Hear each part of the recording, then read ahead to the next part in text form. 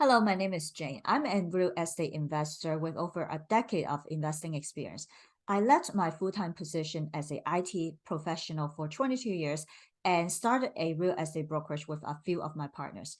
I like real estate investing so much, and that's why I want to put my full-time energy to it. Today, our topic is the different ways to handle utilities in a rental property. For utilities, there are three things that we care about as landlord: the gas, the water, the hydro. And there are multiple different types of drilling that we care about, that we are going to cover today, which is single family house, multiplex with separate meters, and multiplex without separate meter. For a single family property, you have two choices. You can do it all inclusive for the tenants, or you can have the tenants pay for all of them. If it is all inclusive, it means that landlords would pay for all the utilities. The tenant doesn't have to pay for anything. The rent already included. The advantage, of course, is very convenient for the tenants because there's nothing to care about, and the landlord doesn't have to worry about the tenant not paying the utilities because it's already paid for. The drawback is just like any other things. If it is free, we might not use it with as much care. So some tenants might turn the heat on to really hot, but leave the window open because they want fresh air.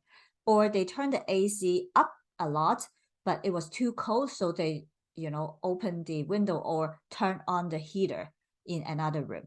So all these would be using energy and it would be wasteful, and it would be all paid by the landlord. Another way to do it is the tenant pays for everything. How it works is the tenant would create an account with each of the utility companies.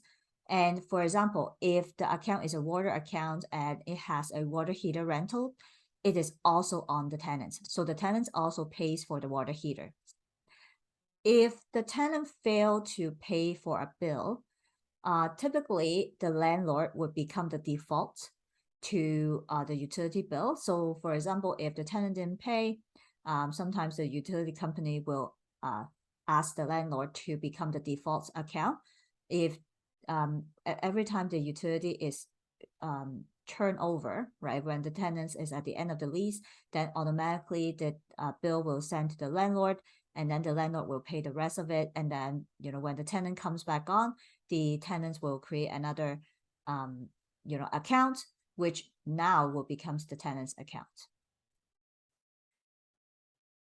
And if it is a multiplex, you might have, separate meters for the multiplex, such as separate hydro.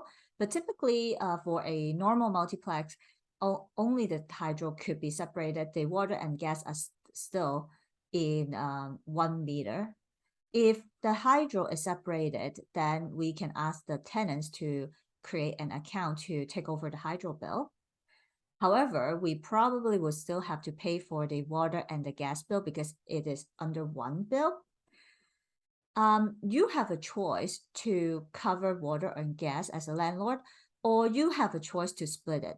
If it is a duplex, the splitting might be easier because you could do like 60-40 or whatever. However, if it is like a multiplex, like a 5-plex and the 10, like 6-plex, 10-plex, it might be more challenging to decide who is going to pay what amount, and the collection of it might be a bit too time consuming. You might as well just increase the rent a little bit to ensure you cover the utilities cost. It is up to you at the end of the day in terms of how logistically do you want to handle it, whether you want to have the gas and the water covered by the tenant by doing a split, or whether you want to just cover it within the rent. If you are doing a split or covering within the rent, either way, the water bill and the gas bill will be under your own name in this scenario. Okay, so you're not going to make one of the tenants to become the master account, and the tenant's responsible for splitting it. That's not going to work. You as a landlord will be the name on the account, and you will be responsible to collect money from each of the tenants. So this is it for today's topic. I hope you enjoyed it. Please subscribe and like my video.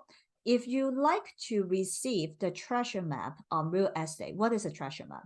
We select good investment property and put it into a treasure map on a regular basis. If you want to receive this treasure map, please join us in this URL here. And if you are interested to buy and sell investment properties or commercial properties, please feel free to contact me at the URL here or my Gmail or my phone number. I'll be glad to help you. Thank you very much and have a good day.